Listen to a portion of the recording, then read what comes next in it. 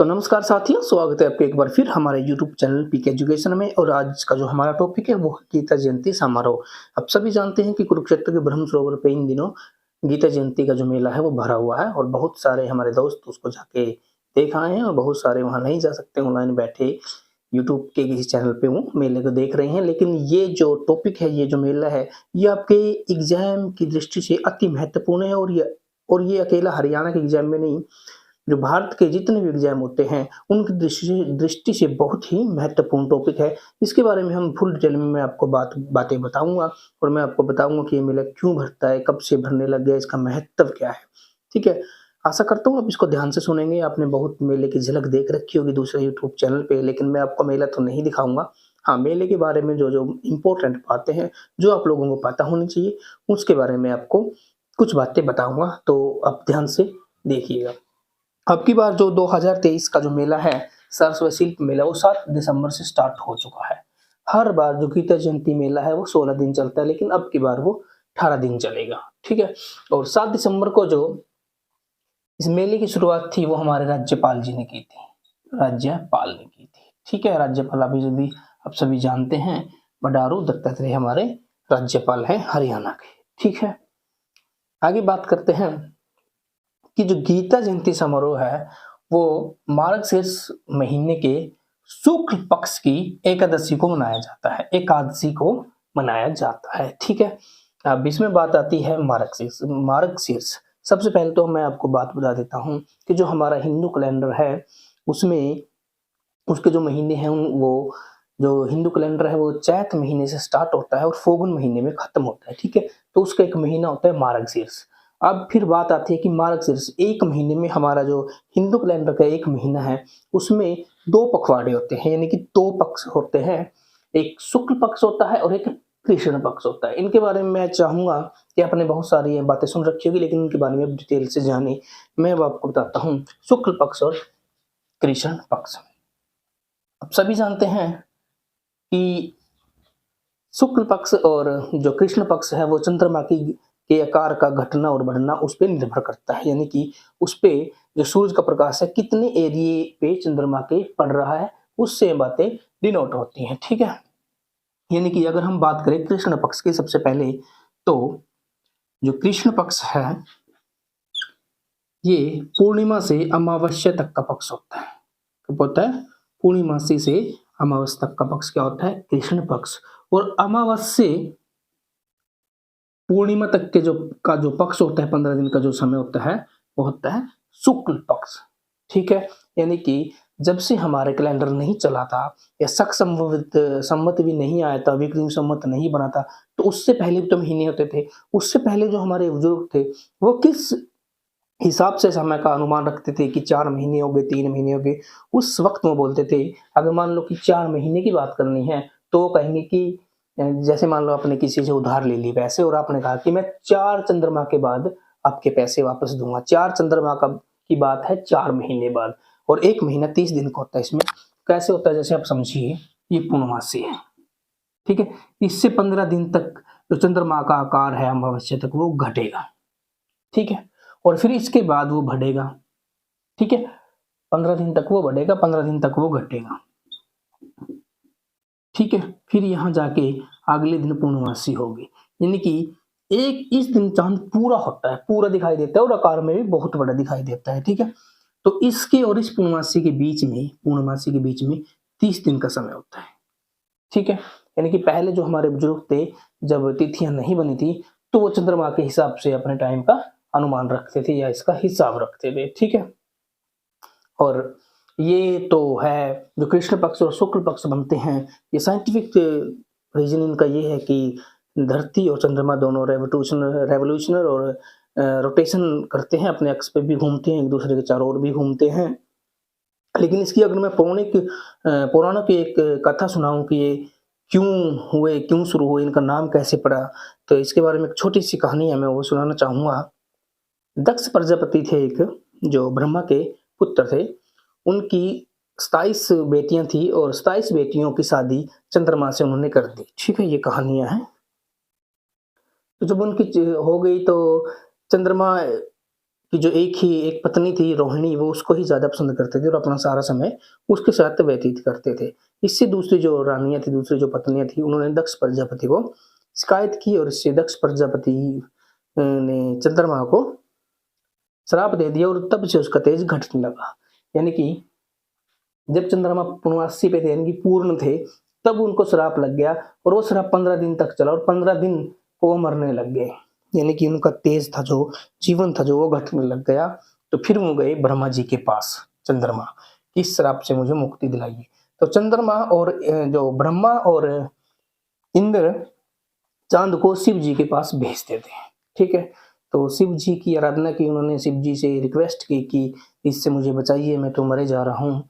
तो फिर तब शिव जी ने उसको अपने जटाओं में रख लिया। आप समझते हैं ना कि जो शिव जी की जटा है वहां पे ऊपर से गंगा निकली होती है और इस तरह चांद बना होता है, तब से चांद उसकी जटा में शिव जी के। ठीक है, फिर उसका तेज बढ़ने लग गया जटा में आने के बाद, और फिर अगली पूर्णमासी तक वो बढ़ता गया।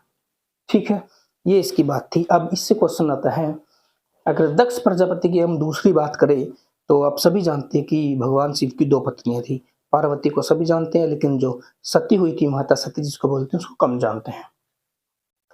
तो दक्ष प्रजापति की जो पुत्री थी उसका नाम था सती। अब उसको सती बोलते हैं, पहले इसका क्या नाम था उसका वर्णन नहीं है। ठीक है, माता सती। तो होता क्या है कि सती अपने पिता से रिक्वेस्ट करती है या आग्रह करती है कि मैं शिव से शादी करूंगी, लेकिन शिव की उस टाइम जो उसके दिमाग में इमेज थी दक्ष प्रजापति की, वो अच्छी नहीं थी कि जंगलों में फिरेगी, पहाड़ों में फिरेगी, इसके पास घर नहीं, कुछ नहीं है, तो मैं इससे शादी, वो इनकी शादी के खिलाफ थे। ठीक है, लेकिन फिर भी सती शिव से विवाह कर लेती है। तो इस पे दक्ष प्रजापति क्रोधित हो उठते हैं और उनको घर से निकाल देते हैं और अपने सारे संबंध सती के साथ तोड़ लेते हैं। ठीक है, तो फिर कुछ दिन बाद दक्ष प्रजापति कुछ अपने घर में एक समारोह रखते हैं कि यज्ञ रखते हैं। ठीक है, लेकिन उस यज्ञ में वो शिव या माता सती को नहीं बुलाते। तो इससे सती कहती है शिव जी को कि बेटी को कभी किसी न्योते की जरूरत नहीं होती, बेटी अपने बाप के घर कभी भी जा सकती है, और वो बिना बुलाए वहां चली गई।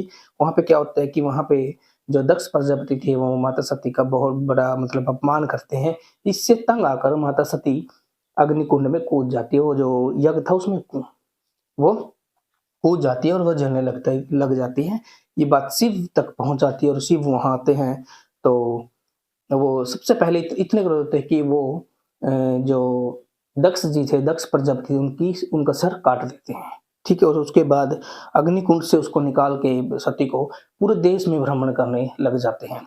तो ये देख के सारे शिव देवी देवता तंग हो जाते हैं और जो विष्णु थे वो अपने चक्कर को छोड़ देते हैं शिव के पीछे, और वो चक्कर माता के, जो माता सती थी उसके एक अंग को काटने लग जाता है और वो अंग नीचे गिरने लग जाते हैं। ठीक है, और 52 जगह पे वो, आपने पहले भी सुन रखा होगा, 52 ऐसी जगह है जहाँ पे माता सती के वो अंग गिरे हैं।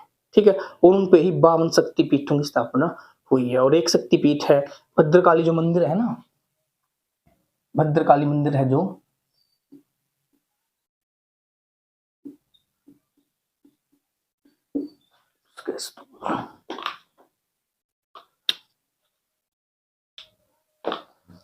भद्रकाली मंदिर है जो कई यूके में, कुरुक्षेत्र में, वहां पे माता सती के दाहिने पैर का जो अंगूठा था वो गिरा था। ठीक है, ये इस बात को आप याद रखेंगे। 52 जो शक्तिपीठ हैं पूरे भारत में, वो ऐसे बनी है, यानी कि माता सती के अंग वहां कहीं कहीं पे गिरे हैं, वहां पे उन शक्तिपीठों की स्थापना हुई है। और वो कुरुक्षेत्र में भी है जहां पे माता सती के दाहिने पैर का अंगूठा गिरा था। ठीक है, ये इनके बारे में कुछ कहानियां थी। ठीक है, ये कुछ एक कहानी थी, इससे आप समझ गए होंगे कि कृष्ण पक्ष और शुक्ल पक्ष कैसे बने। उसके बाद हम बात करते हैं कि जो गीता जयंती है उसका जो विकास है या उसका जो एक तरह का प्रचलन है वो कैसे कब आरंभ हुआ। सबसे पहले हम बात करते हैं, गीता जयंती का प्रथम आयोजन 1989 में हुआ। ठीक है, और ये कुरुक्षेत्र डेवलपमेंट बोर्ड ने, यानी कि कुरुक्षेत्र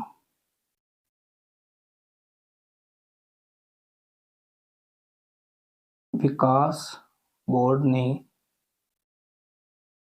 कुरुक्षेत्र विकास बोर्ड ने किया, और ये जिला स्तर पे था। ठीक है, कुरुक्षेत्र तक ही ये सीमित था। इसमें बाहर के जिले, बाहर के लोग ज़्यादा नहीं गए थे।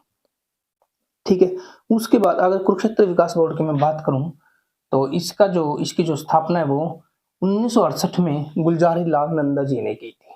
ठीक है, गुलज़ारी लाल नंदा जी ने इसकी स्थापना की थी और हमारा जो राज्यपाल होता है वही कुरुक्षेत्र विकास बोर्ड का अध्यक्ष होता है। ठीक है, इस बात को भी याद रखेंगे।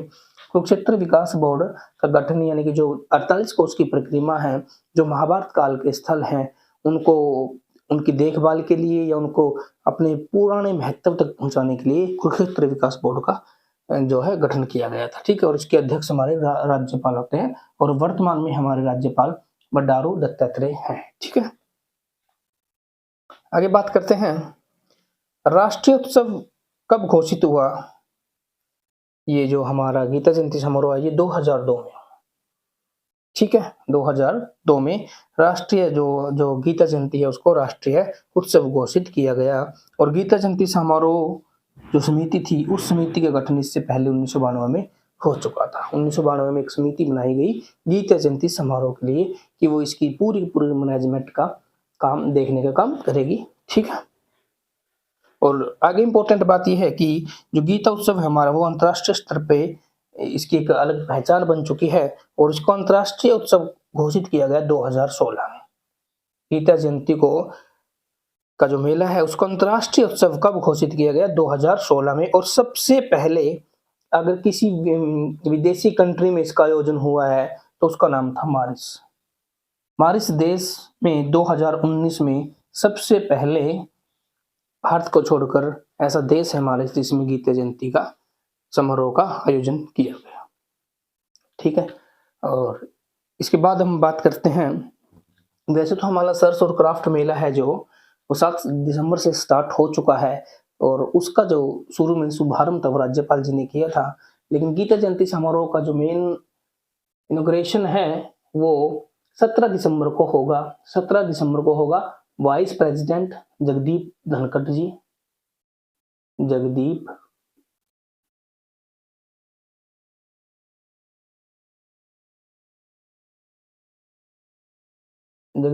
धनखड़ और हमारे सीएम आप सभी जानते हैं मनोहर लाल खट्टर करेंगे। ठीक है, 17 दिसंबर को। ठीक है, और अगर हम गीता जयंती की बात, गीता का जो उपदेश था उसकी बात करें तो आप सभी जानते हैं कि ज्योतिषर में श्री कृष्ण ने गीता का उपदेश अर्जुन को दिया था और उसी दिन जब ये उपदेश दिया था उस दिन को ही गीता जयंती के नाम से जाना जाता है। और आज ये मेला पहले भर चुका है, इसका जो प्रोग्राम है इसका आयोजन पहले हो चुका है, लेकिन वास्तव में जो 2023 में है मार्गशीर्ष की एकादश 23 दिसंबर को है, यानी कि गीता जयंती अगर पेपर में आपसे पूछे कि 2023 में गीता जयंती किस तारीख को थी या थी मतलब, तो वो 23 दिसंबर 2023 को थी। ठीक है, और पूरे 2024 में इस अध्याय से प्रश्न आपको करंट अफेयर के रूप में देखने को मिल सकते हैं। ठीक है, आगे चलते हैं। गीता जयंती में महाभारत में भी 18 अध्याय हैं और गीता जयंती में भी 18 अध्याय हैं और 700 श्लोक हैं। गीता में कितने श्लोक हैं? 700। ठीक है, गीता की जो स्टार्टिंग है, शुरुआत है, उसके पहले श्लोक में ही कुरुक्षेत्र को धर्म क्षेत्र कहा गया है। क्या कहा गया है? कुरुक्षेत्र को धर्म क्षेत्र कहा गया है पहले ही श्लोक में। ठीक है, और जो हमारा संदेश हम सुनते हैं, स्कूलों में पढ़ते हैं, कहीं भी दीवारों पे लिखा हुआ कि आत्मा अजर है, अमर है, इसे कोई जला नहीं सकता, भिगो नहीं सकता, काट नहीं सकता, मार नहीं सकता। तो ये जो पंक्ति हैं ये भी गीता से ली गई हैं। ठीक है, इससे ली गई है गीता से, क्योंकि जब ये पंक्ति आएगी और आपसे पूछा जाएगा उसमें बड़े बड़े ग्रंथों के नाम होंगे, ऋग्वेद, महाभारत, रामायण, रामचरितमानस। ठीक है, तो आप इसमें कंफ्यूज हो सकते हैं। सबने ये बात सुन रखी है लेकिन वहां कंफ्यूज हो जाते हैं। मैं भी एक बार कंफ्यूज हुआ था। ठीक है, तो आत्मा अजर अमर है, ये गीता की श्रीमद् भगवद गीता में लिखा गया। ठीक है, और गीता है जो हमारी भीष्म पर्व में है, भीष्म पर्व में सुनाई गई थी और 45 मिनट तक सुनाई गई थी श्री कृष्ण ने अर्जुन को। ठीक है, वास्तव में ये टाइम 48 मिनट है। 48 मिनट क्यों क्यों है? क्योंकि वेदों में वर्णन है, पुराणों में वर्णन है 2 घड़ी का। ठीक है, 2 घड़ी में सुनाई गई थी और 2 घड़ी का मतलब होता है 48 मिनट, यानी कि एक जो घड़ी होती है वो 24 मिनट की होती है। ठीक है, आगे बात करते हैं बिरला मंदिर की। हरियाणा में सबसे बड़ा मंदिर है, सबसे बड़ा परिसर वाला मंदिर है बिरला मंदिर, और इसकी जो दीवारें हैं उस पे गीता के श्लोक लिखे हुए हैं। ठीक है, तो ये थी हमारी गीता जयंती के बारे में कुछ बातें, महत्वपूर्ण बातें, और ये पेपर की दृष्टि से अति महत्वपूर्ण है। हरियाणा में ही नहीं, पूरे भारत में, पूरे भारत के जितने भी पेपर होते हैं उनके हिसाब से ये चीजें आपके लिए बहुत महत्वपूर्ण है, क्योंकि ये जो गीता जयंती समारोह है ये अब अंतर्राष्ट्रीय स्तर पर मनाया जाता है। ठीक है, और अंत में सबसे इम्पोर्टेंट बात कि अब की बार जो हमारा गीता जयंती समारोह में पार्टनर राज्य है वो है असम। ये बहुत इम्पोर्टेंट फैक्ट है गीता जयंती के बारे में। ठीक है, 2023 जो गणतंत्र दिवस था 26 जनवरी 2023 को जब झांकी निकाली गई तो हरियाणा की जो थीम थी झांकी की वो गीता जयंती ही थी। गीता जयंती समारोह की थीम ही हमारी झांकी थी हरियाणा की गणतंत्र दिवस परेड में। ठीक है प्यारे बच्चों, दोस्तों, तो आशा करता हूँ मेरे द्वारा दी गई जानकारी को आप समझ पाए, और वीडियो देखने के लिए धन्यवाद।